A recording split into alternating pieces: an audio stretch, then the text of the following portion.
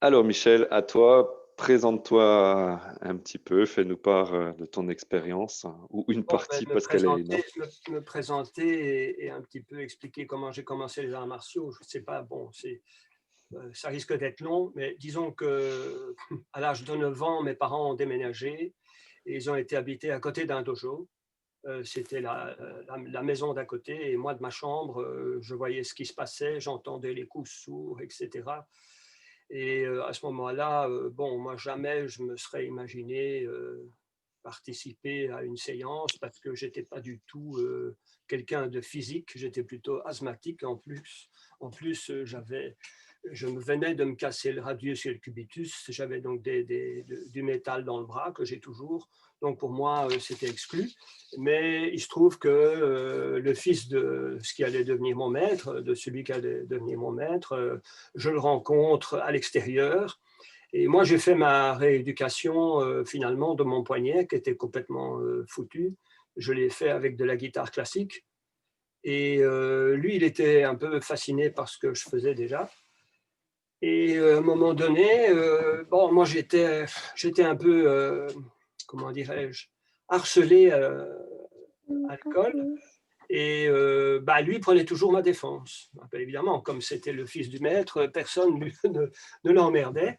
Et il avait dit à tout le monde: «Ah, c'est mon cousin, ne touchez pas à mon cousin». Et un jour, 2-3 années plus tard, il est venu chez moi, il a dit: «Écoute, j'en ai assez maintenant de te servir de garde du corps, tu vas aller suivre les cours chez mon père, sinon, c'est moi qui te casse la figure». Bon, je me suis retrouvé avec un kimono sur un tatami alors que bon, c'était pas ma destinée première, quoi, et je n'en suis jamais descendu. Voilà. Donc, j'ai rencontré mon futur sensei déjà à l'âge de 9-10 ans. Je n'ai commencé que vers 13-14 ans vraiment, mais je le connaissais déjà. Et voilà quoi. Et voilà, ça a commencé de cette manière-là. Donc, Ça, c'est en ce qui concerne mes débuts de carrière en 1964, quoi. Voilà. donc là, au niveau de l'enseignant, on parle de maître Murashige? Non, non, on parle de Ah, maître Jean André, ok. qui est le disciple, le bras droit direct de Murashige. C'est d'ailleurs avec Jean André que Murashige a trouvé la mort, parce que ils ont eu un accident en retour d'une démonstration en 64, quelque chose comme ça. Et voilà, ils ont eu un accident, il y a eu plusieurs morts, dont une jeune femme, ceinture noire également, d'aïkido. Au retour d'une démonstration de Liège, ils ont dérapé sur une plaque de verglas et Morashige est mort à l'hôpital à côté du lit de mon maître. Donc voilà. Ça a changé le visage de l'aïkido en Europe, hein, carrément en Europe, parce que Murashige était le premier neuvième dan d'avant la guerre. Torin a eu son dixième longtemps, longtemps, longtemps plus tard. Donc le premier neuvième dan que O-sensei avait formé, c'était Murashige. Et il avait vraisemblablement reçu ce très haut grade parce que du temps du Budosen Yokai, c'est-à-dire cette société un peu secrète qui regroupait, comment dirais-je, Les artistes martiaux?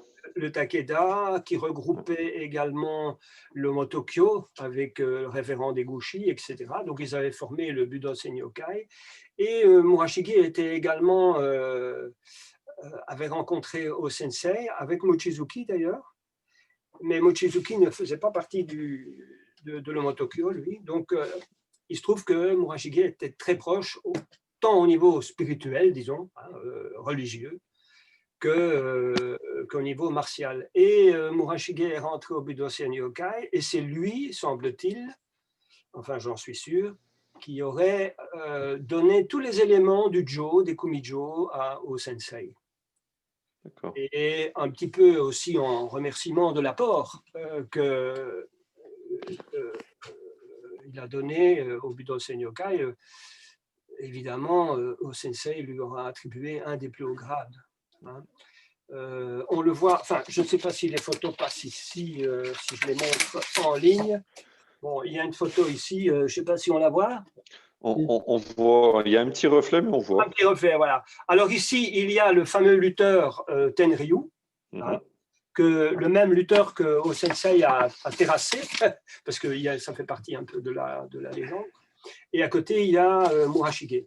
Donc, Murashige et O-sensei, ils sont plus ou moins de la même génération. Pour avoir les dates de naissance exactes, bon, donc ici, Murashige, lui, il est né en 1895, puisque je Mhm. suis en Belgique, moi. Donc, voilà. Et donc, il y a une différence de quelques années entre eux. Voilà. Donc, Et mais il y avait d'autres personnes au Budo Senyokai, hein, pour ceux qui ont lu un petit peu mes articles qui ont été publiés dans la revue Dragon, où j'ai présenté très succinctement le Murashige Ryu. À l'époque, au Sensei regroupait autour de lui toutes les personnes qui pouvaient lui apporter quelque chose de plus pour l'aïkido, comme par exemple le docteur Futaki. Lui, ce qui l'intéressait dans l'aïkido, c'était plutôt le côté médical, et lui, il a apporté tout ce qui était misogi, purification, tout ce qui allait, disons, favoriser l'énergie interne, hein, le ki. Et donc, Oshiba, lui, il prenait tout ce qu'il pouvait, comment dirais-je, tout ce qui pouvait amener à sa discipline, il le prenait. Et c'est ce qui a fait l'aïkido. C'est ce qui a fait l'aïkido à ce moment-là. Et le point important que tu as souligné, et j'ai déjà eu cette remarque d'autres sources qui ont eu, on va dire, dans le panorama français, une importance. Par exemple, Pierre Chassang, je sais pas, Oui, oui, m'a effectivement confirmé que le paysage européen a été changé avec la disparition de Murashige et que certains Japonais sont venus ensuite en Europe, on va oui, dire, que à cause de ça ou suite à ça, mais qu'il n'était pas prévu dans l'organisation de l'aïkido mondiale oui, de venir en Europe. oui, tout à fait. C'est-à-dire que, en fait, celui qui a fait venir Murashige, c'est un certain Georges Oshawa. Bon, ça, on peut en parler encore parce que lui, il est vraiment à la source de l'ignologie, de la yin-yangologie. Et lui, en fait, il donnait des conférences chez O-sensei, Oshawa. Et c'est ainsi que beaucoup de disciples des Ushideshi de chez O-sensei ont suivi également Oshawa sur le plan, pour certains connaissent peut-être, la macrobiotique, etc. Et donc, à ce moment-là, tout ce petit monde était lié. Et Oshawa a demandé à O-sensei, son plus haut gradé, pour venir en Europe l'assister pour dispenser la culture, vraiment la culture japonaise. C'est aussi Oshawa qui a fait venir Taisen Deshimaru pour le zen. Et donc, il a introduit vraiment, c'est lui qui est à l'origine de ce neuvième dan, qu'on a pu bénéficier de ce neuvième dan. Mais malheureusement, son décès prématuré, effectivement, a changé le visage. D'autre part, il faut aussi souligner que beaucoup de personnes en France, en France et en Belgique, dès qu'ils ont appris qu'il y avait un neuvième dan qui arrivait, ils ont essayé de se l'accaparer. Hein, et ils ont essayé de le séparer de Oshawa et de le séparer aussi de Deshimaru. Parce qu'à ce moment-là, tout ce petit monde faisait un monde très uni.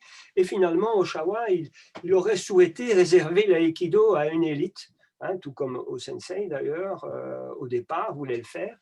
Et évidemment, les Occidentaux n'ont vu que l'aspect matériel, l'aspect, disons, martial, et ils ont voulu, dès le départ, prendre le maître pour, entre guillemets, je vais employer un mot un peu dur, acheter les techniques, et la philosophie, on n'en a rien à faire. Et encore à l'heure actuelle, pour beaucoup d'Occidentaux, le ki, bon, c'est une japonaiserie, ça n'existe pas, quoi.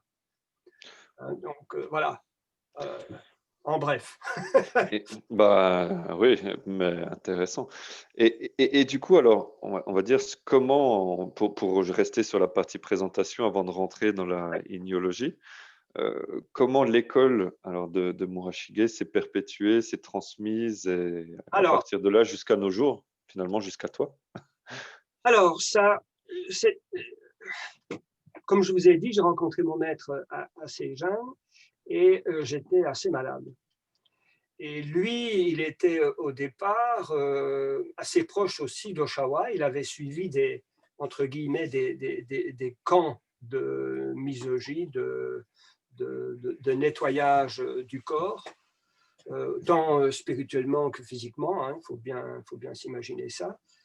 Et bon, moi j'étais là avec mon asthme, je ne savais plus respirer. Et dès que je commençais, parce qu'en fait j'ai commencé avec le judo, et dès que je faisais quelques pas, je commençais à étouffer. Et à l'époque, on n'avait pas tous ces produits, tous ces bronchodilatateurs qui allaient pouvoir soulager. Donc j'étais là et je devenais bleu au bord du tatami. Et là, alors il m'a dit, ben, écoute, ce serait bien que tu ailles voir quelqu'un qui fait la macrobiotique. Et donc, j'ai commencé. Et bon, évidemment, j'ai commencé avec un jeûne de 10 jours. Et bah, tout d'un coup, j'ai su respirer. Je suis remonté sous le tapis. Et voilà, ma vie a été transformée. Mais dès le départ, j'ai rencontré les deux, les arts martiaux et en même temps la philosophie qui va avec. En fait, la philosophie de la médecine qui va avec. Et donc, évidemment, je n'étais pas très fort physiquement. Hein, je ne soulevais pas des poids, hein, surtout avec un bras handicapé. Et au fil du temps, ben, je suis devenu l'assistant de mon maître. Très jeune, j'ai donné cours, je l'ai assisté aux cours d'enfants, au judo. Puis, c'est chez moi qui ai donné les cours. Et ben, le plus faible devient le plus grand technicien, disons. Hein. Je n'ai jamais eu la force qui est venue à mon secours. Je n'ai pu utiliser que la technique. Je n'avais pas d'autres moyens et pas de souffle non plus. Et donc, finalement, voilà, j'ai fait tout ce qui était possible de faire dans le dojo de mon maître. Parce qu'à l'époque, avec une seule licence assurance, on faisait judo, aiki, karaté, kendo, kobudo, iaido. En fait, on faisait tout. Murashige était un budoka complet. Bon, la spécialité était l'aïkido, mais on faisait tout. Moi, j'ai commencé avec judo et ce n'est qu'après 4-5 ans, 4 ans de judo que, tiens, le cours qui suivait, c'était le cours d'aïkido. Tiens, ben, j'essayerais bien. Et puis, le cours qui suivait, c'était le cours de Shotokan. Ah ben, je vais le faire aussi. Ah, mais le mardi et le mercredi, c'est kendo, bah, je vais le faire. Donc, en fait, après, quand j'avais 17 ans, je totalisais une affaire d'à peu près 20 heures semaine de tatami, quoi. D'accord, c'est bien ça. Et, mais je n'étais pas un compétiteur. Hein. Donc, en judo et tout ça, disons que c'était pas ma tasse de thé d'aller au casse-pipe. Hein. J'étais quand même dans une catégorie très léger. Hein. Jusqu'à mes 16-17 ans, j'étais en dessous de 50 kilos quand même. D'accord. Mais un jour, mon maître m'a dit, il y avait beaucoup de ceintures noires d'aïkido chez nous, et le dimanche, on avait un cours, et le maître, il avait besoin de quelqu'un pour donner le cours, parce qu'il donnait cours tous les jours. Et il avait proposé à des gradés de venir, oui, mais je ne sais pas venir chaque fois, parfois je pars en week-end avec madame, etc. Bon. Alors, il m'a demandé, est-ce que toi, ça pourrait convenir? Ben, à ce moment-là, j'étais premier dan à Aikido et je devais, comme il avait passé ça un peu en humour, ben, le dimanche, il y a les chauffeurs du dimanche, mais il y aura les profs du dimanche en Aikido. Et il a fait passer la pilule et de cette manière-là, quand il y avait un troisième dan ou un quatrième dan qui venait le dimanche matin pour s'entraîner, normalement, j'aurais dû céder ma place. Non, non, on va laisser Michel, c'est lui qui doit. Moi, je préfère m'entraîner, donne le cours, c'est très bien. Et en plus, moi, je connaissais sur le bout des doigts, comment dirais-je, ce que vous appelez Aiwama, le Catalogue. catalogue. Et, parce qu'en fait, voilà, c'était c'était un peu ma tasse de thé, quoi, le catalogue sur toutes ces coutures, aussi bien en judo que dans les autres arts martiaux. Je collectionnais les techniques, en fait. Mais comme je suis là tout le temps, voilà. Et Du donc coup, voilà. dans ton... Et au fil du temps, je suis devenu vraiment son assistant. Quand j'ai eu mon permis de conduire, ben voilà, je le conduisais partout, j'allais le chercher. Donc non-stop, j'étais avec lui, quoi, voilà. Donc je pouvais lui poser toutes les questions en direct. Voilà. Ah, bon.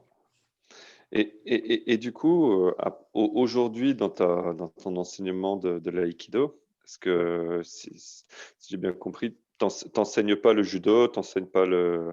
J'ai Voilà, arrêté, j'ai arrêté le judo. En fait, c'est toute une histoire parce que j'ai ouvert quand même une dizaine de dojos.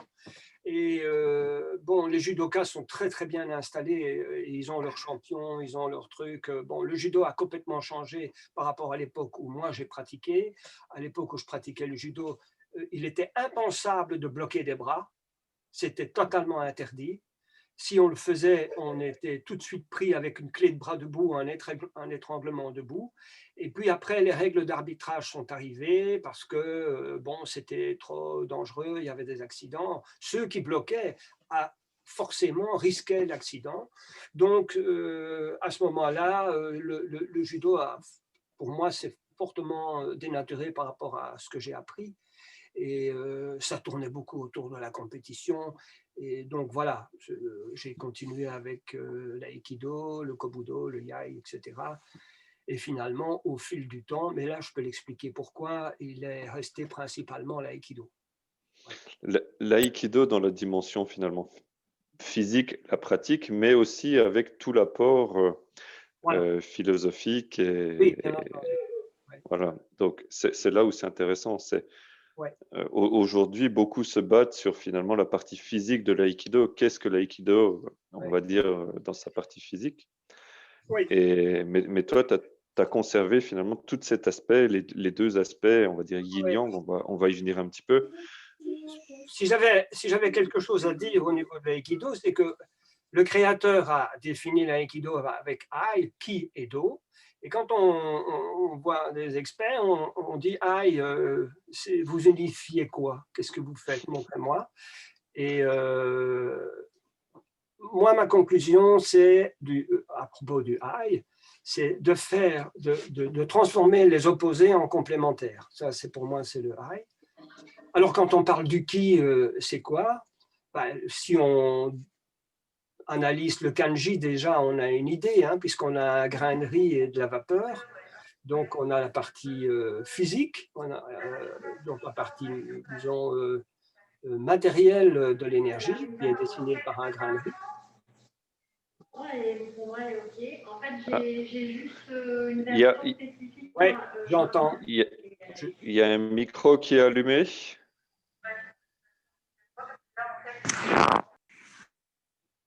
Ok, OK. hop, c'est bon. A priori, c'est résolu. OK. Et donc, le ki, l'énergie physique et mentale, ça fonctionne bien. Enfin, bon, on peut y revenir, mais il faut voir l'énergie ki dans le hara, c'est physique et mental. Toei disait l'esprit dirige le corps, hein, ok, peut-être pas chez tout le monde, mais on espère que c'est comme ça. Et alors, le plus intéressant, la voix. Alors là, je dois dire que là, tout le monde s'égare, quoi. Hein. Quand on interroge, on parle de la voix, tout le monde s'imagine. Alors, on vous donne les 7 plis de la kama comme Je- l'objectif de la voix. Enfin bon. Toi, si toi qui pratiques la médecine chinoise, la MTC, le Tao, c'est bien autre chose. Le Tao, c'est quoi? Le Tao, c'est les lois qui vont. Ce sont les lois qui dirigent les forces de l'énergie. Donc, le Tao, c'est en fait yin-yang. C'est les lois du yin et du yang. Ça, c'est la voie pour moi. Oh oui, et le Tao est souvent, on va dire, Et simplifié, comme l'aïkido. voilà. C'est- Et donc, une des premières lois du Tao, elles sont au nombre de 7. Il y a 7 lois et 12 théorèmes. Et moi, je me suis efforcé dans la pratique de l'aïkido même des autres arts martiaux, je me suis efforcé chaque fois de mettre une de ces lois en application. Alors, ce qui était intéressant, c'est que dans les budo, en général, avant ça, c'était des jitsu. Mhm. Et puis, les jutsu ont pris une dimension spirituelle et donc on a ajouté la particule d'eau. Et évidemment, avec cette particule d'eau, les maîtres se sont inspirés et ils ont transformé aussi la technique à cause, justement parce qu'ils ont inclus une philosophie. Bon, par exemple, si nous prenons les jitsu d'avant, hein, d'il y a bien longtemps, on ne parlait pas trop des 5 éléments, on ne parlait pas du tout de la homotheura, on parlait pas de... Il y avait des tas de choses dont ça n'intervenait pas. Et Kano, Oshiba, Ushiguro, en karaté, je, Funakoshi. oui, Funakoshi, etc. Ils ont ajouté cette particule d'eau, mais en même temps, très curieusement, il y a cinq éléments dans le parcours du yin et du yang, de la transformation. Il y a le feu, il y a le métal, donc il y a 5 éléments de base. Et très curieusement, ils ont chacun, en judo, ils ont élaboré le gokyo, les 5. Ils ont élaboré en aïkido 5 principes. Ils ont installé dans le Shotokan 5 katas et ils ont installé 5 gardes. Il y a 5 mônes sur le kimono. Tout revient à la philosophie de base, le feu, l'air, etc., terre, métal.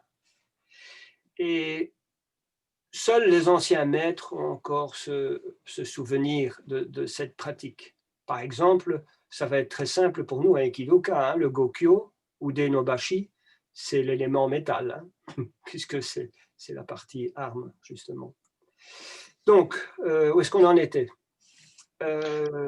La présentation un petit peu justement de tout Voilà. ce système yin-yang. Alors, d'abord, il faudrait définir comment ça fonctionne, yin et yang. En fait, c'est très simple. Tout est logique. Tout est très logique. Il n'y a qu'une chose à retenir.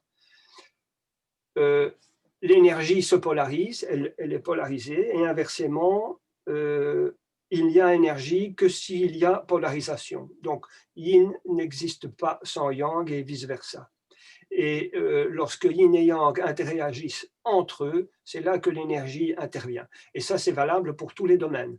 Si on prend la chimie, les éléments qui sont très distants vont vouloir s'attirer, comme H et 2O, et c'est aussi une polarisation yin-yang. Oshawa, par exemple, a défini tout le tableau de Mendeleïev, il l'a refait, mais avec yin-yang. Et donc, les éléments les plus éloignés vont s'attirer. Si on prend l'électricité, c'est la même chose. Si on prend les aimants, si on les met dans le bon sens, ils s'attirent. Si on les met dans le sens opposé, yin repousse yin, yang repousse yang, etc. Donc, dans tous les domaines, quels qu'ils soient, on va pouvoir appliquer une loi de base yin-yang. La première des définitions, c'est le yin, c'est la force d'expansion et le yang, c'est la force de cohésion. À partir de là, tout découle de cet élément-là. Donc, ce qui monte va être yin, ce qui descend va être yang, ce qui contracte va être yang, ce qui dilate va être yin.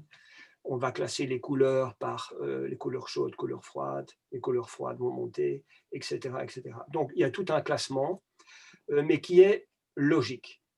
La première loi du Tao qui nous intéresse, par exemple, nous, en Aïkido, c'est tout ce qui a une face à un dos, et plus grand est la face, plus grand est le dos. Tout ce qui a une face et un dos, Ōsensei a directement élaboré dans son catalogue Ura et Omote. Et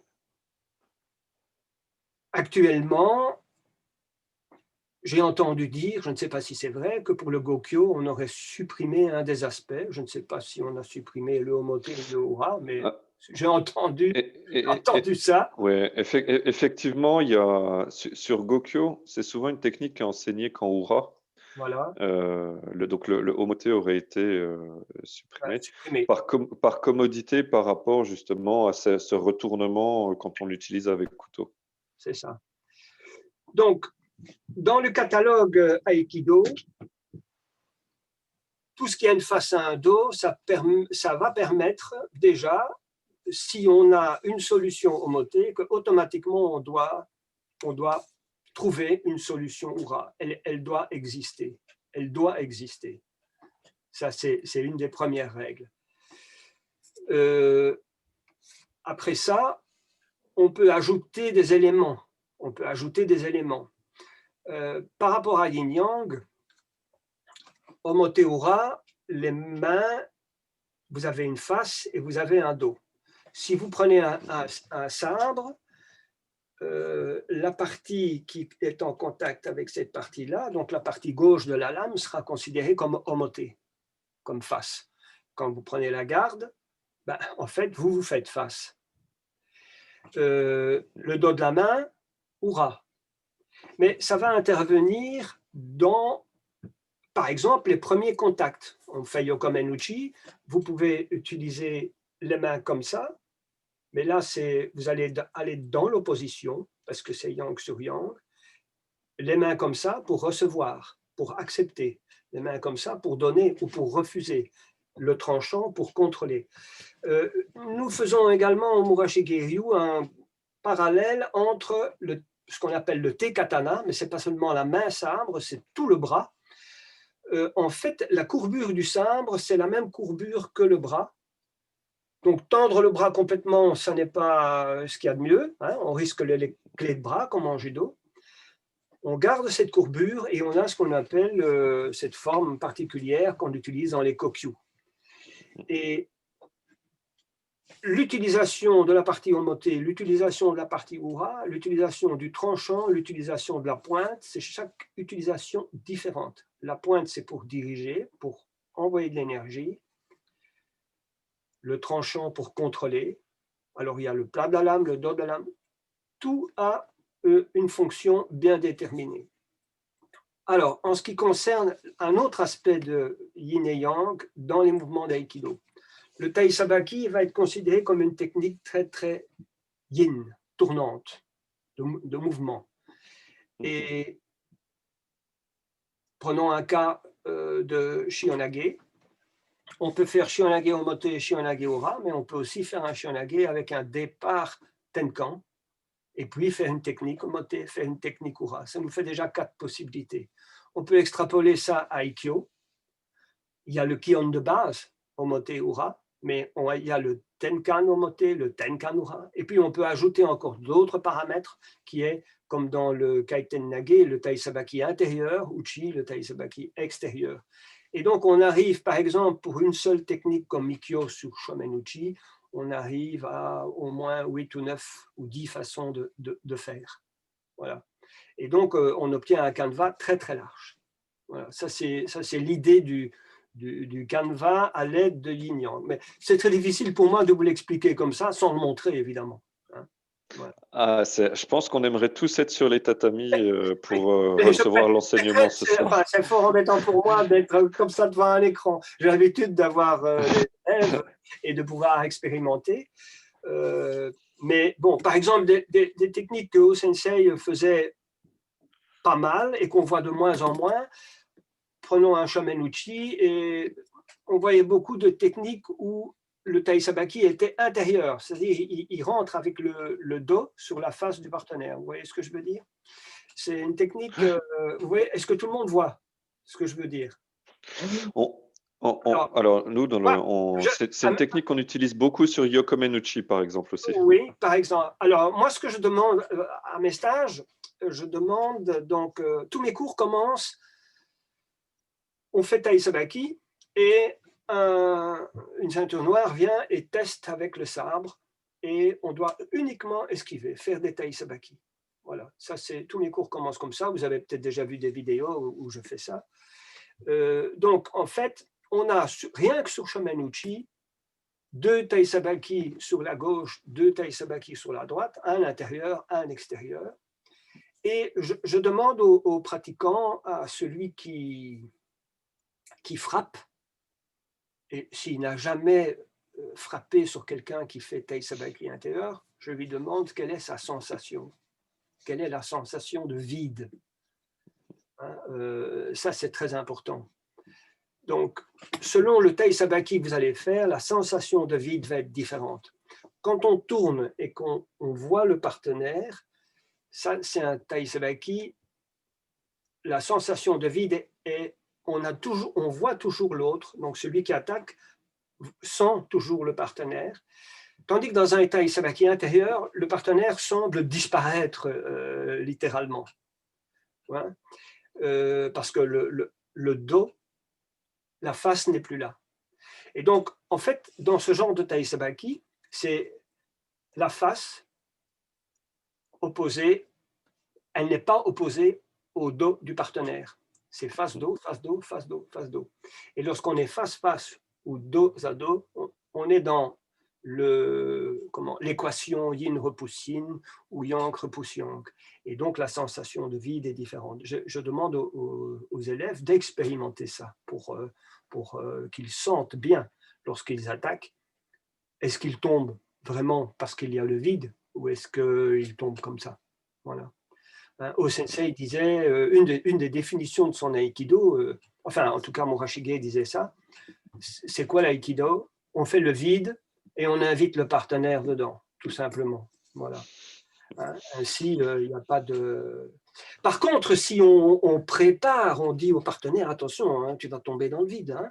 Alors là, il se prépare et donc il y a déjà des réticences. Hein. Imaginez, vous marchez, vous êtes dans une montagne, ça descend et c'est très glissant. Ben, vous devenez de plus en plus prudent, vous vous accrochez aux arbres, vous vous tenez pour ne pas glisser, et puis ça devient encore plus raide, ça devient de plus en plus périlleux, et vous êtes encore... Hein, bon. Eh bien, si vous faites un kokunage comme ça, en téléphonant le vide à votre partenaire, ben, il ne voudra pas tomber, il va simplement faire un appel de pied et va résister vers l'arrière. Donc, créer le vide, ce qui est intéressant de savoir, c'est qu'il faut le faire d'un coup. Hein. Ça, c'est une technique qu'on expérimente chez nous. Voilà. D'accord. Et ça, c'est effectivement beaucoup d'informations pour qui n'a même jamais approché la théorie du yin et du yang, et encore moins dans l'aïkido. Une petite question. Tu as parlé des 5 éléments et on va dire des 5 principes d'aïkido. C'est quelque chose qu'on retrouve aussi dans les livres de Tadashi Abe. Par exemple, on ne parle pas d'Ikkyo, mais d'Ikajo, Nikajo, Sankajo, Yonkajo, Gokajo. Oui. Tu as expliqué que voilà, le Gokajo, par exemple, était l'élément métal. Est-ce que tu pourrais nous présenter un petit peu ce à quoi chaque principe renverrait rapidement ou... En kendo, il est comme un accord au niveau des sensei que la garde Yodan, c'est la garde de feu. Hein. Et que la garde Wakikamai, c'est la garde métal. Bon, il y a la garde de bois avec Hasso, etc. Je pense qu'ils ont fait sauf chez certains grands maîtres, ils peuvent appliquer une règle, le feu domine le bois, etc. Le métal coupe le bois, enfin la théorie des transformations, etc. C'est quelque chose qu'il faut expérimenter. Et je pense qu'à l'heure actuelle, la littérature fait surtout, ne fait pas beaucoup état de ça, sauf peut-être chez les vieux maîtres. Bon. C'est quelque chose qui est retrouvé sous un autre nom effectivement, pour les 5 éléments, pour ceux qui ne connaissent pas, il y a le cycle qu'on connaît, le cycle d'engendrement ou de création. Engendrement et de soumission. Voilà, et le cycle de contrôle, où c'est l'étoile, le pentagramme qu'on connaît un peu tous. Et dans le Gori no Sho de Musashi, en fait, il parle des 5 gardes, Et il y a des illustrations aussi comme ça de quelle garde va contrôler Voilà. quelle garde par rapport à ça. Je voudrais revenir à une petite chose au niveau de l'ignologie, Mhm. et ça c'est très important pour l'aïkido. Le mouvement entre yin et yang, lorsqu'ils interagissent entre eux, que ce soit pour se repousser ou pour s'attirer, le mouvement est toujours une spirale. Ça, c'est très, très important. Et par exemple, dans un shihonage, le centre de la spirale, le bras est comme ça retourné, le centre de la spirale, lorsqu'on tient le poignet du partenaire, on serre le petit doigt le plus fort, on referme et l'énergie sort par l'index. Et lorsqu'on dirige l'index vers le sol, on a refermé complètement la spirale du bras du partenaire. Donc, on est arrivé au centre yang et le yin apparaît avec la chute. Il y a un changement de polarité qui se fait à ce moment-là. Tant qu'on n'est pas dans cette spirale parfaite, on n'est pas dans un mouvement, entre guillemets, où le ki peut circuler. Donc, moi, j'attache énormément d'importance à la visualisation dans les techniques. C'est important de voir cette spirale, Mhm. de voir où est le centre, de voir où cette énergie va sortir et de aussi la déceler chez le partenaire pour pouvoir justement diriger le partenaire dans la bonne direction. Ça, c'est très important. Un côté Ouais. gaishi, c'est également le petit doigt qui est dans le pli du poignet, qui est le centre. D'ailleurs, en Kyudo, on tient les flèches avec le petit doigt et on libère l'énergie avec l'index. Donc, même dans une attitude normale de la main, même quand on ferme comme ça, c'est d'abord le petit doigt qui ferme en premier, quoi. Et cette spirale, pour moi, elle est dans tous les plans en Aikido. Et lorsqu'on arrive au centre, eh bien, la chute apparaît. La chute apparaît du partenaire. À un moment donné, il y a un décrochage. Voilà.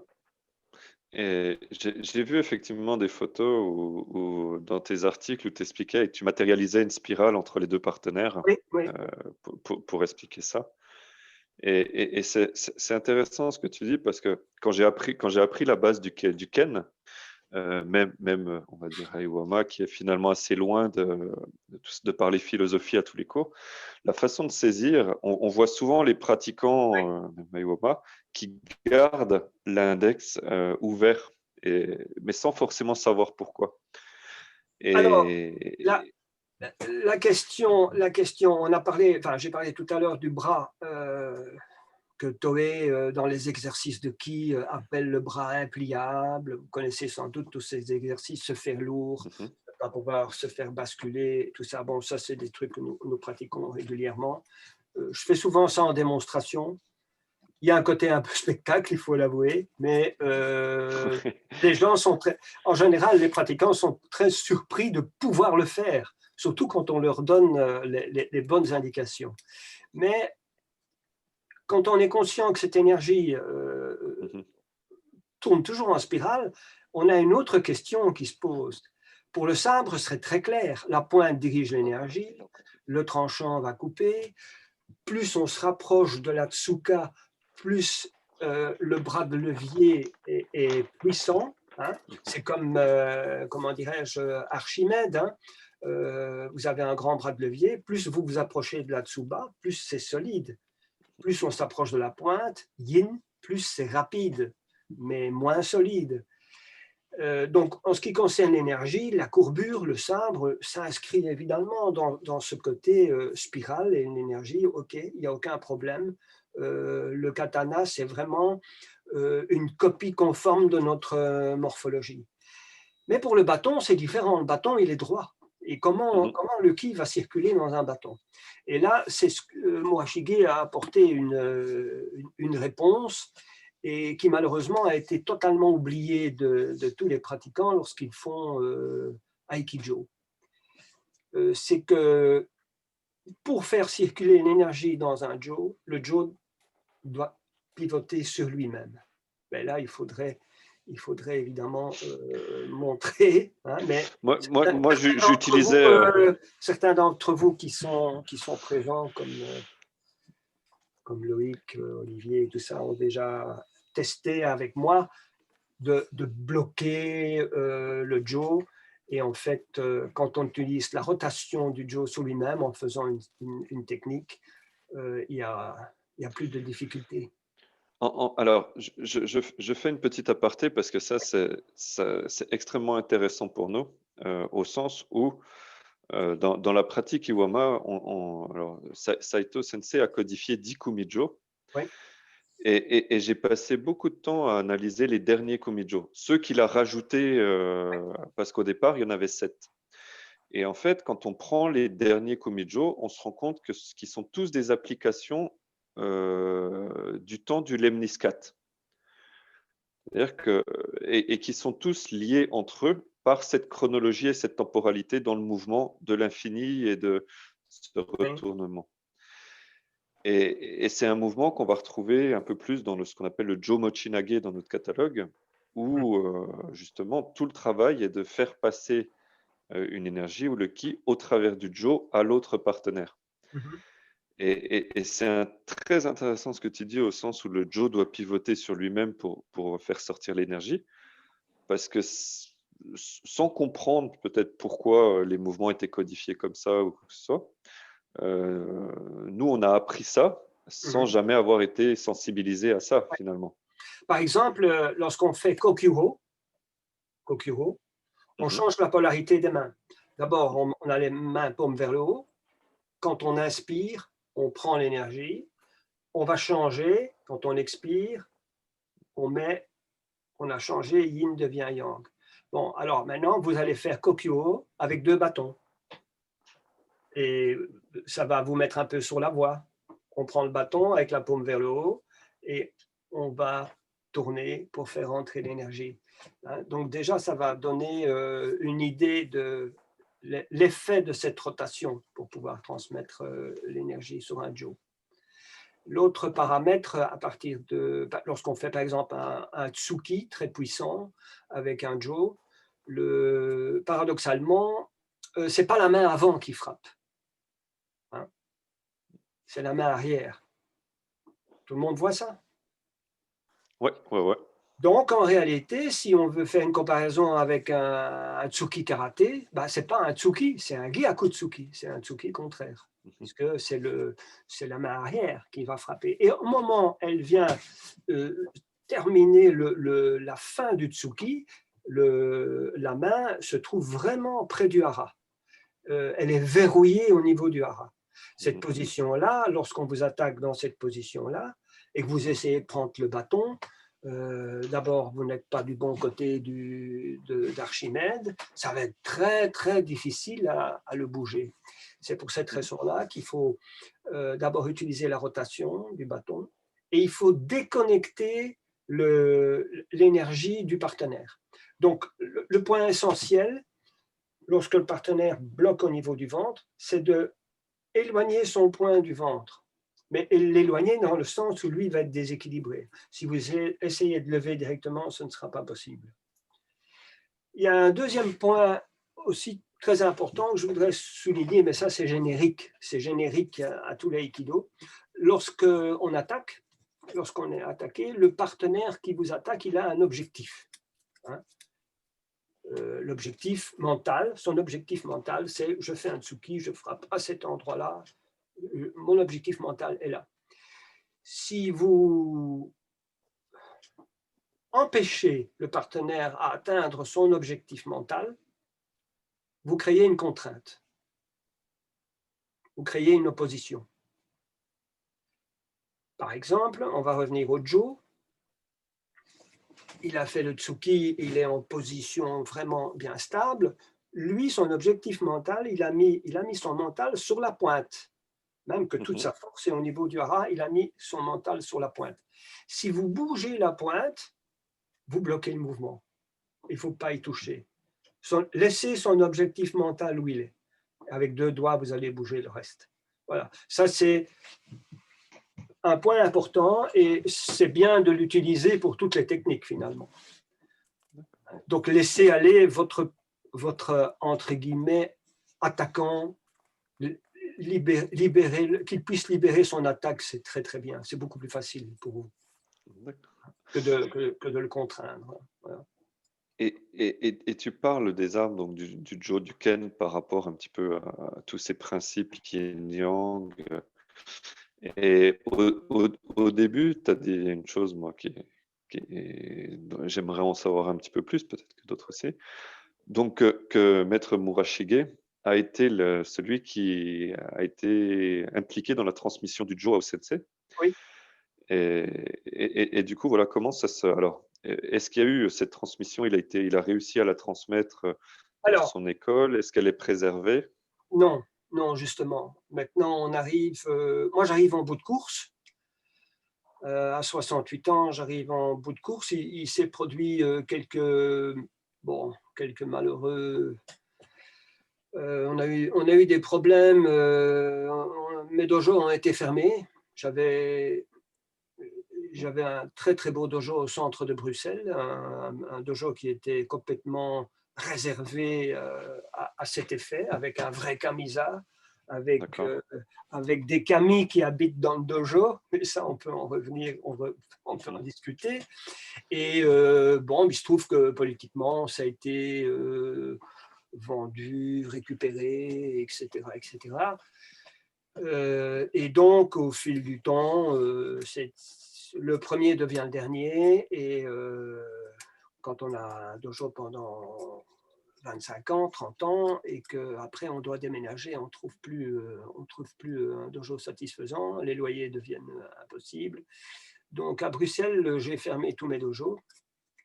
J'ai ouvert ici en Flandre, mais je n'ai pas énormément d'élèves pour dire que la transmission va être assurée. J'avais encore 2 dojos en France, mais là, je viens d'en fermer un, parce que c'est une charge pour moi de faire toute cette route également. Hein, 1 heure de route chaque fois pour aller, 1 heure pour revenir, 3 heures dans les cours, etc. Bon, c'est fort impactant. Donc là, j'ai arrêté un dojo, j'en ai gardé un. J'en ai gardé un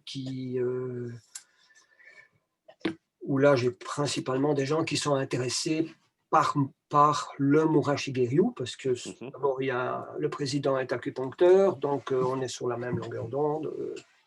On parle d'énergie, ils font également du tai chi, donc voilà.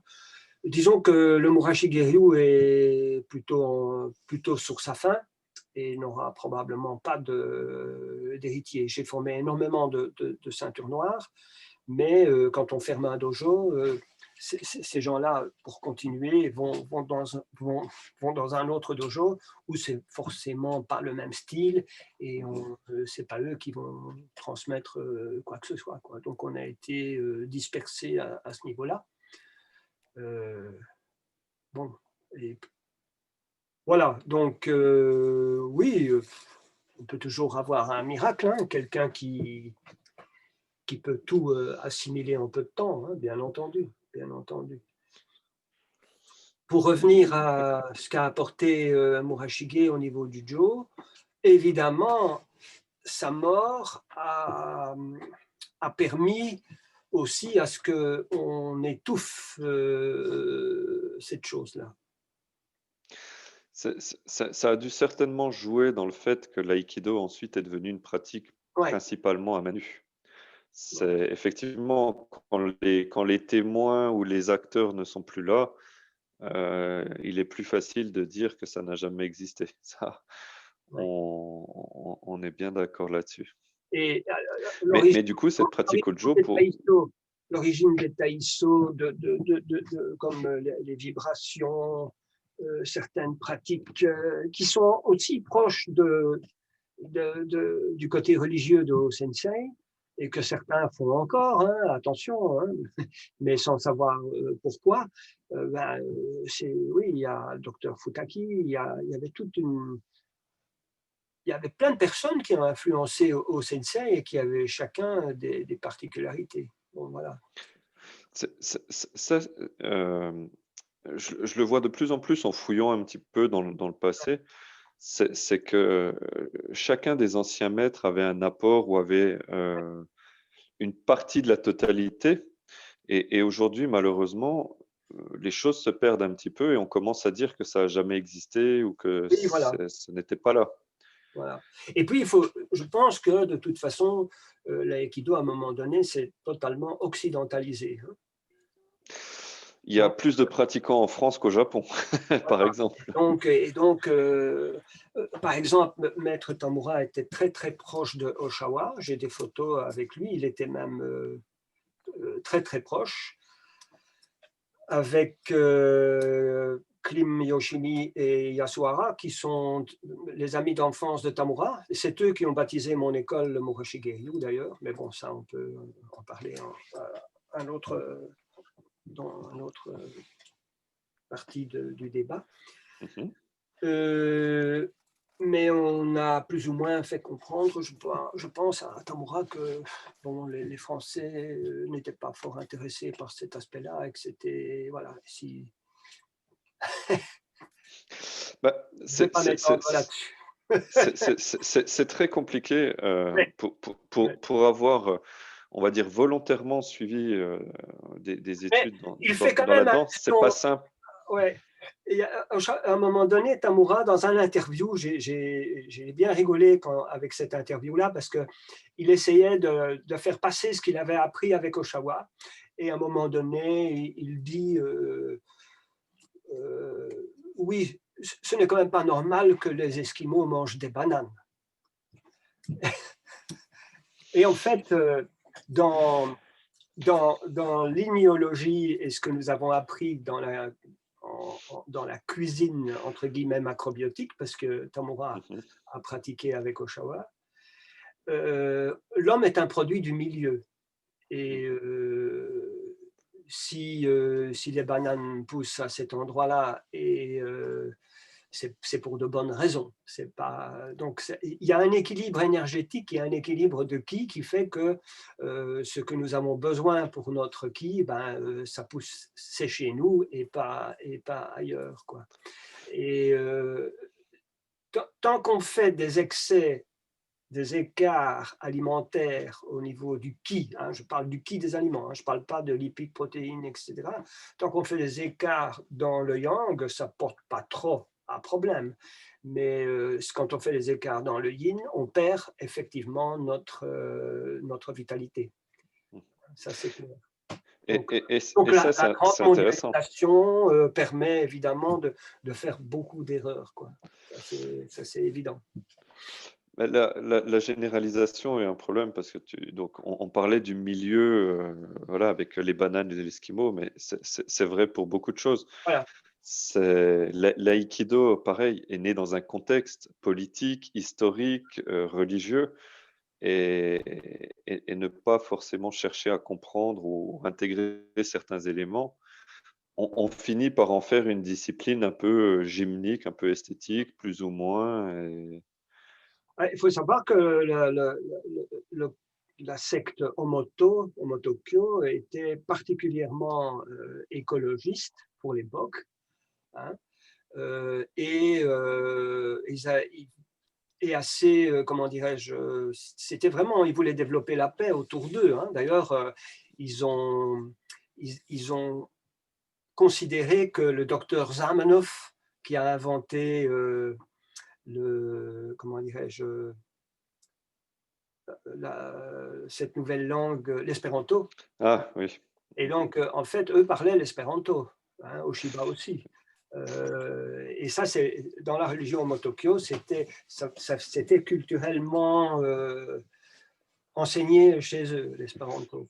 Et leur site actuel est encore, Oui, oui, il y a une version en espéranto encore exactement. disponible à l'heure actuelle, Ouais, exactement, qui exactement. se trouve. Et donc, on voit beaucoup l'attachement de Sensei à la terre, etc.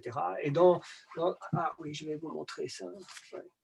Alors ça, presque personne là, évidemment, parce que ça n'est pas connu. Non, Et effectivement. là-dedans, il y a une photo de Osensei qui a...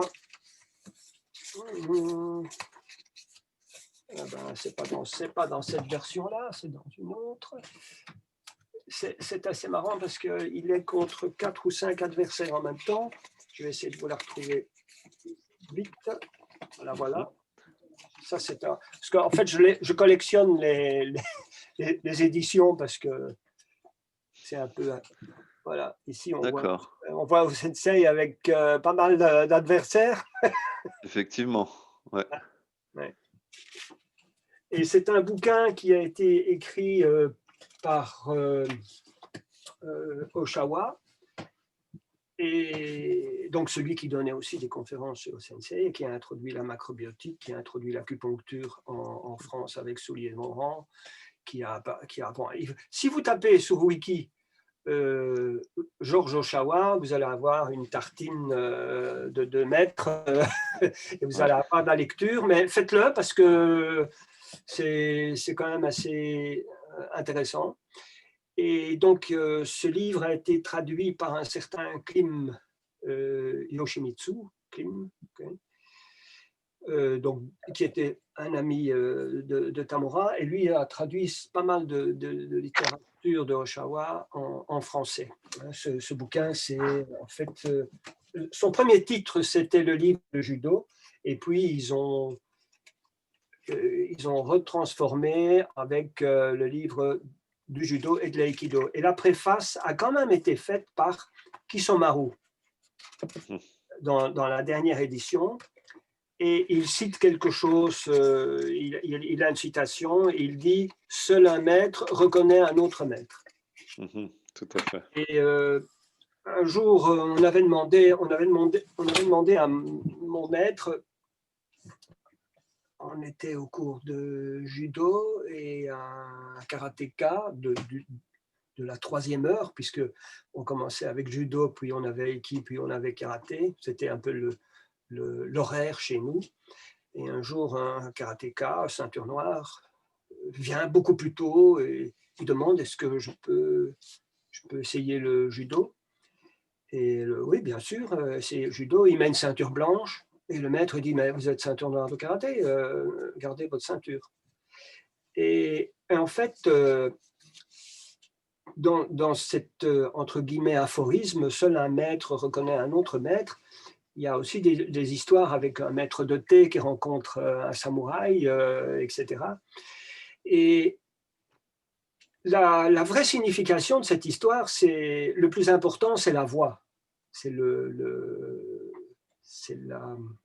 cheminement dans la voie. Donc, à l'époque, le grade était moins important sur le plan technique, mais plus important sur le plan de la voie. Et donc, une ceinture noire, chez nous en tout cas, c'est comme ça. Si je reçois un haut gradé de n'importe quelle discipline, il garde le grade qu'il a. Il garde le grade qu'il a. Et chez mon maître, ça se passait comme ça. Ça se passait comme ça. Voilà. C'est aussi comme ça que j'ai commencé. C'était mon tout premier professeur, c'était Serge Merlet à Belfort. Un pratiquant qui avait appris avec Tadashi Abe, Kawaishi, enfin voilà, toute cette époque-là.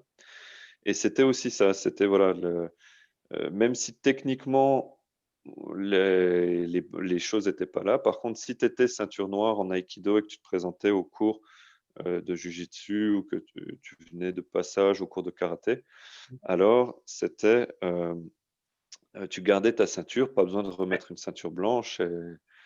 Et il y avait le respect était là, au contraire, c'était pas un manque de respect, comme souvent c'est dit, que de conserver la ceinture noire. C'est ça. Et alors, il y a 2 petites questions. Je reviens sur la première de Flavien, qui dit quand tu parlais d'aliments yin et yang, et qui pose la question, est-ce que du coup, l'alcool, les drogues sont des aliments yin? Ok, alors tu m'avais dit tout à l'heure hors vidéo que tu voulais qu'on parle un peu du Sampaku. Hein. C'est ça, c'est ça. Ouais. Il y a le Sampaku, il y a les oreilles, il y a... En fait, ce qui se passe, c'est que le ki, d'abord, il faut savoir ça. De quoi sommes-nous faits? Nous sommes faits de ce que nous mangeons, de ce que nous pensons, de ce que nous respirons. Vous changez une de ces parties, vous vous changez vous-même. Vous changez la qualité de votre ki. Donc, si vous avez une bonne qualité de ki dans la manière dont vous respirez, la manière dont vous pensez sainement, la manière dont vous choisissez vos aliments, bon, effectivement, votre ki va bien circuler, il n'y aura pas de problème. Ça, c'est la première chose. La nourriture influence directement. D'ailleurs, si vous n'arrosez pas vos plantes chez vous, si vous ne mettez pas la bonne terre, vous n'aurez rien. Le sampaku, on a une expression en français qui dit pour quelqu'un qui est conscient, tiens, il a les yeux en face des trous. Par contre, pour quelqu'un qui est inconscient, et ça, si vous tombez dans les pommes, ou même si vous mourrez, vous avez l'œil qui remonte. Si vous abusez de drogue, l'œil ne va plus être en face des trous, il va déjà remonter. En Orient, on considère que le niveau de l'œil, c'est un peu la manière dont l'énergie est ancrée dans le hara, dans le corps. C'est un petit peu ce que les médecins ici vont dire, comment dirais-je, le capital énergétique, quoi. Voilà. Capital santé. Oui, l'indice, comment, j'ai oublié le nom, mais bon, l'énergie même. Or, il se trouve que si vous prenez de l'alcool, vous passez d'un état yang à yin, mais très, très rapidement. Si vous buvez 2 verres d'alcool, il ne faudra pas un quart d'heure avant que vous soyez déjà un peu dans les vapes. Donc, passer de l'état yang à l'état yin, ça va très, très, très, très vite. Par contre, pour passer de l'état yin à l'état yang, il faut du temps. Le temps, c'est très yang. Donc, si vous videz une bouteille d'alcool, eh bien, pour éliminer tous les effets, il vous faudra beaucoup plus de temps pour tout récupérer. Pour un court laps de temps, vous n'allez plus avoir les yeux en face des trous. Donc, vous n'allez plus avoir la conscience parfaite. Et là, vous pouvez avoir un accident. Donc, dans le milieu de l'aïkido qui tournait autour de Ho-sensei, il y a eu pas mal de légendes qui ont circulé, dont une qui disait à propos de Takeda, s'il disait qu'un tel allait mourir dans l'année, c'est sûr, il va lui arriver quelque chose. En fait, il avait ce genre de lecture, mais Oshawa avait exactement la même lecture. C'est ainsi qu'il a écrit et prévu l'assassinat de John Lennon, de Kennedy, de tas de gens comme ça. Vous allez me dire, mais comment c'est possible, puisque là, ça n'est pas médical, en fait. Ça n'est pas... Mais si vous allez... bon, moi, j'ai fréquenté quand même les hôpitaux, aussi professionnellement, puisque je suis prothésiste. Donc, j'ai vu quand même parfois des gens en mauvais état. J'étais toujours en train d'observer pour savoir s'ils étaient sampaku ou pas. Il se trouve qu'effectivement, les gens qui prennent beaucoup de médicaments ou qui sont en fin de vie, effectivement, l'œil n'est plus centré et commence à remonter. En médecine chinoise, on sait que voilà, c'est un indice de morbidité, quoi, disons. Donc, prendre de la drogue, bon, certainement pas. Mais en ce qui concerne un accident, ça, c'est quand même différent. Comme, allez, ce serait, disons, une malchance. Et donc, mais Oshawa a quand même prédit les accidents. Apparemment, être sampaku, comment dire, c'est... oui, oui, on peut attirer les problèmes. Enfin, si on n'a pas les yeux en face des trous, c'est clair qu'on peut conduire et ne pas voir un obstacle parce qu'on n'est pas assez éveillé. Celui qui a les yeux en face des trous, il peut traverser la rue quand le feu est rouge pour lui, parce qu'il ne fait confiance qu'à lui. Il va regarder à gauche, il va regarder à droite. Bon, pour lui, la couleur du feu, ça n'a aucune importance. Hein. Quelqu'un qui est Sampaku dit « Ah, c'est vert pour moi, je peux passer ». Et là, quelqu'un va griller le feu et va le tuer. Donc, à ce niveau-là, un accident peut survenir par manque de vigilance. Et un homme de budo doit absolument se guérir du Sampaku, ne peut faire confiance qu'à lui-même. Et donc, à la mort de Murashige, puisqu'il est mort dans un accident, Oshawa était furieux, et Osensei aussi, parce que c'est une mort qui est inacceptable pour un samouraï. Voilà. Ça a fait l'objet de pas mal d'articles dans les milieux macrobiotiques, mais c'était aussi une des raisons pour lesquelles on n'a plus parlé de Murashige par la suite. D'accord, ça c'est intéressant. Et je pense que toutes ces explications peuvent, enfin, je pense, j'en suis sûr, peuvent prendre des séances à part entière Ouais. pendant pas mal de temps. Et ça, c'est des choses. Alors, on a une petite question. Alors, le temps que, hop, je retrouve. On, on me demande si, alors, tu as expliqué que l'école tend à disparaître, mais il y aurait plusieurs élèves d'André Jean, par exemple, Monsieur Conneau. Est-ce que tu as des contacts avec eux ou est-ce Non, que... non, Cogno venait. On avait chez Jean-André le samedi après-midi, on avait des cours réservés aux ceintures noires. Et Michel Cognot, lui, venait le samedi après-midi avec quelques élèves. Il venait de Mons. Et bon, moi, c'est depuis 1979, 79, chez nous, que je n'ai plus de contact avec D'accord. lui. En plus, je ne sais pas à quel âge il doit être plus âgé que moi, sans doute.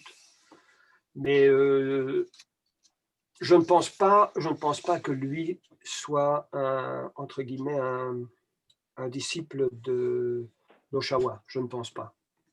Mais là, il faudrait lui poser la question. Ok, très bien. Et une autre question par rapport alors, à l'accident.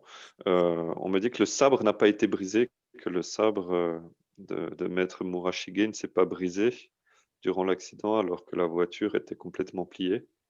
Alors, j'ai une photo. Est-ce que j'ai une photo du dojo ici? En fait, si vous regardez dans mon album Facebook, j'ai des photos avec mon maître. Sur le Kamisa, il y a la photo de Murashige et en dessous, il y a son sabre complètement tordu, où il n'y a plus de fourreau, plus rien. Et son sabre est complètement plié, on l'a retrouvé comme ça. Il ne faut pas oublier que la voiture de l'époque, qui était une Opel, c'était encore les voitures où il y avait une banquette à l'avant, où il n'y avait pas de ceinture de sécurité. Donc, si on devait régler la banquette, ben, les trois personnes à l'avant bougeaient aussi. Moi, j'ai été dans cette voiture d'ailleurs. J'ai eu l'occasion d'aller dans cette voiture. Et donc, forcément, et c'était encore les vitesses au volant. À vitesse Donc, manuelle. ouais, c'était le genre d'accident qui ne pardonnait pas, quoi. Donc, oui, ce sabre a été complètement plié. Alors, mon maître a hérité de l'éventail de Murashige. Mhm. Et cet éventail, il l'avait reçu de O-sensei. On le voit avec cet éventail dans le livre de Tamura, où il y a une grande photo de Murashige. C'est très curieux parce que dans un des livres de Tamura, il y a une photo pleine page de Murashige avec Klim Yoshimi. Et il avait énormément de respect pour Murashige. Il n'en parle pas, dans ce bouquin, il n'en parle pas, mais il a quand même publié une page grand format. Et là, on le voit avec cet éventail. Et à la mort de mon maître, j'ai reçu de son épouse, j'ai reçu la gama, le katana et l'éventail. Donc, j'aurai un éventail qui appartient au sensei. Pour la petite histoire. Voilà, une relique. C'est des belles reliques. Oui. Ouais, c'est ça. Oui. C'est la transmission de l'histoire. Mais il semblerait que, en tout cas, d'après ce que j'ai appris, Alors, donc, l'éventail, beaucoup d'informations. Merci beaucoup. l'éventail, c'est un symbole de transmission et c'est probablement pour ça que au sensei il l'aurait donné à Murashige, quoi. Voilà. Allô? Et en Chine, c'est aussi Oui. l'éventail, il y a aussi un rôle. Oui, vous m'entendez? Oui, Oui, oui, ça va, je t'entends. L'éventail en Asie a aussi un rôle de, on va dire, de noblesse. Oui, tout à fait. Et plus l'éventail va être important, plus il va représenter un rang élevé dans la noblesse du pays. Et du coup, voilà, c'est aussi quelque chose de très respectueux pour que la personne puisse déclarer son rang. Alors, j'ai fait une copie de l'éventail et je l'ai Je ne sais pas si envoyé vous à... m'avez entendu, par contre. Ouh là, on est coupé là. Oh. Que se passe-t-il? Moi, je t'entends. Ça y Voilà, est. c'est revenu. Non, j'étais... Mon ordinateur, voilà. J'ai fait une copie de l'éventail parce qu'il y a Parfait. Omoteura, donc il y a un côté avec un dessin, un côté avec des inscriptions et ça avait été jusqu'à Madame Tamura et une de ses élèves japonaises et personne n'a jamais su traduire ce qui était écrit dessus parce que c'est apparemment de l'ancien chinois. Voilà. On espère toujours pouvoir savoir ce qui est écrit comme poème sur cet éventail. Alors, tu as encore des Peut-être voilà, dans les années qui viennent. Ouais. Alors, je vais répondre directement. Alors, on pose une question. Si la photo derrière toi est Murashige, effectivement, oui, Oui. ça fait partie des photos qu'on peut voir Oui. du visage de Murashige. Alors, celle-ci est un peu plus... Voilà. Et c'est le visage que vous pouvez retrouver un peu sur le net, dans les différents articles. Alors, j'en ai une de lui un peu plus jeune encore, qui Mhm. n'a jamais été publiée. Et j'en ai encore Ouais, c'est ça. deux, trois photos. La moustache très caractéristique. Oui. En fait, le fils de Murashige qui habitait aux États-Unis m'a envoyé quelques photos où il est avec Osensei, dont une ici, avec, j'ai oublié son nom, mais vous allez peut-être reconnaître. Donc ici, il est à la grotte. C'est une grotte assez célèbre au Japon, avec la Suna Domari, quelque chose comme ça. Il se trouve là avec Murashige également. Ils étaient Kancho Tsunadomari. Oui, là le son est un peu haché. Vous m'entendez toujours? oui, oui. Oui, ok. Okay. Ils étaient très très proches. Oui.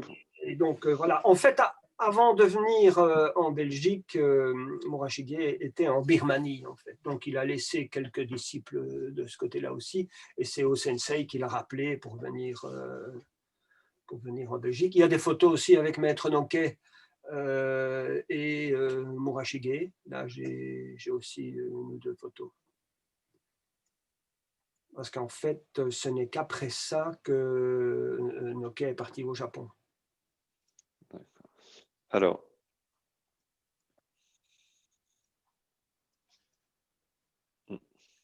Là, je ne t'entends plus. Donc sur la photo, pour la petite question. Alors, ma connexion doit vraiment pas être bonne ce soir. Alors, si vous m'entendez, le nom je crois, c'est Kancho Sunadomari. Oui, c'est ça. C'est ça. Je vais l'écrire dans la discussion. C'est ça. Et en fait, oui.